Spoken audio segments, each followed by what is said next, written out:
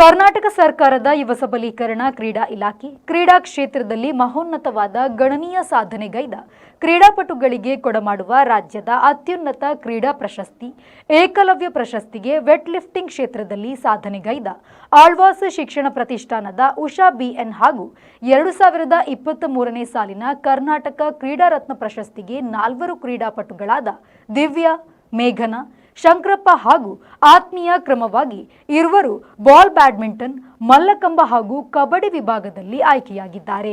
ಈ ಬಗ್ಗೆ ಆಳ್ವಾ ಶಿಕ್ಷಣ ಪ್ರತಿಷ್ಠಾನದ ಅಧ್ಯಕ್ಷರಾದ ಡಾಕ್ಟರ್ ಮೋಹನ್ ಆಳ್ವಾ ಅವರು ಮಾಹಿತಿ ನೀಡಿ, ಈ ಬಾರಿಯ ಏಕಲವ್ಯ ಹಾಗೂ ಕರ್ನಾಟಕ ಕ್ರೀಡಾ ರತ್ನ ಪ್ರಶಸ್ತಿಯೂ ಸೇರಿದಂತೆ ಆಳ್ವಾ ಶಿಕ್ಷಣ ಪ್ರತಿಷ್ಠಾನದ ಒಟ್ಟು 6 ಜನರಿಗೆ ಏಕಲವ್ಯ ಪ್ರಶಸ್ತಿ ಹಾಗೂ 25 ಜನರಿಗೆ ಕರ್ನಾಟಕ ಕ್ರೀಡಾ ರತ್ನ ಪ್ರಶಸ್ತಿ ಲಭಿಸಿದೆ. ಬಾಲ್ ಬ್ಯಾಡ್ಮಿಂಟನ್ ವಿಭಾಗದಲ್ಲಿ ಆಳ್ವಾಸ್ಗೆ ಇದುವರೆಗೆ ಒಟ್ಟು 11 ಕ್ರೀಡಾ ರತ್ನ ಪ್ರಶಸ್ತಿ ಲಭಿಸಿದೆ. ಅಂತಾರಾಷ್ಟ್ರೀಯ ಮಟ್ಟದ ವೇಟ್ ಲಿಫ್ಟಿಂಗ್ ಕ್ರೀಡಾಪಟುವಾಗಿರುವ ಉಷಾ ಬಿಎನ್ ಮೂಲತಃ ಹಾಸನದವರು. ಇಂಗ್ಲೆಂಡ್ನಲ್ಲಿ ನಡೆದ ಕಾಮನ್ವೆಲ್ತ್ ಗೇಮ್ಸ್ನಲ್ಲಿ 6ನೇ ಸ್ಥಾನ, ಸಿಂಗಾಪುರದಲ್ಲಿ ನಡೆದ ಅಂತಾರಾಷ್ಟ್ರೀಯ ವೇಟ್ ಲಿಫ್ಟಿಂಗ್ ಸ್ಪರ್ಧೆಯಲ್ಲಿ ಚಿನ್ನದ ಪದಕ, ಸೀನಿಯರ್ ನ್ಯಾಷನಲ್ ವೇಟ್ ಲಿಫ್ಟಿಂಗ್ನಲ್ಲಿ 3 ಚಿನ್ನ ಹಾಗೂ 3 ಕಂಚು, ನ್ಯಾಷನಲ್ ಗೇಮ್ಸ್ನಲ್ಲಿ 2 ಬೆಳ್ಳಿ, ರಾಜ್ಯ ಮಟ್ಟದ ವೇಟ್ ಲಿಫ್ಟಿಂಗ್ ಚಾಂಪಿಯನ್ಶಿಪ್ನಲ್ಲಿ 4 ಚಿನ್ನ ಹಾಗೂ 1 ಬೆಳ್ಳಿ, ಆಲ್ ಇಂಡಿಯಾ ಇಂಟರ್ ಯೂನಿವರ್ಸಿಟಿ ಸ್ಪರ್ಧೆಯಲ್ಲಿ ಚಿನ್ನದ ಪದಕ ಹಾಗೂ 2023ರಲ್ಲಿ ಕರ್ನಾಟಕ ಒಲಿಂಪಿಕ್ ಸಂಸ್ಥೆ ನೀಡುವ ಕೆಒಎ ಪ್ರಶಸ್ತಿಗೂ ಕೂಡ ಭಾಜನರಾಗಿದ್ದಾರೆ ಎಂದು ಹೇಳಿದರು. ಅಂತಾರಾಷ್ಟ್ರೀಯ ಮಟ್ಟದ ವೇಟ್ ಲಿಫ್ಟಿಂಗ್ ಕ್ರೀಡಾಪಟುವಾಗಿರುವ ಉಷಾ ಬಿಎಸ್ ಮೂಲತಃ ಹಾಸನದವಳು.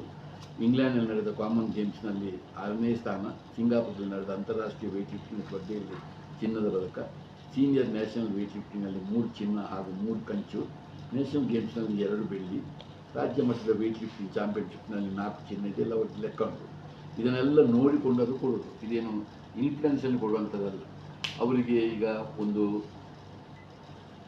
ಜಿಲ್ಲಾ ಮಟ್ಟದಲ್ಲಿ ಪ್ರಶಸ್ತಿ ಬಂದರೆ ಹೇಗೆ, ರಾಜ್ಯ ಮಟ್ಟದಲ್ಲಿ ಬಂದರೆ ಹೇಗೆ, ಒಂದು ರಾಷ್ಟ್ರೀಯ ಮಟ್ಟದಲ್ಲಿ ಬಂದರೆ ಹೇಗೆ, ಅಂತಾರಾಷ್ಟ್ರೀಯ ಮಟ್ಟದಲ್ಲಿ ಬಂದ ಪ್ರಶಸ್ತಿ ಹೇಗೆ ಅಂತೇಳಿ ಒಂದು ಇದುಂಟು, ಯಾವುದು ಪಾಯಿಂಟ್ಗಳು ಮಾನದಂಡ.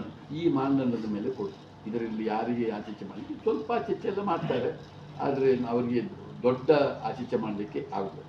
ಪ್ರೇಮಶ್ರೀ, ವಿ4 ನ್ಯೂಸ್, ಮೂಡುಬಿದ್ರೆ.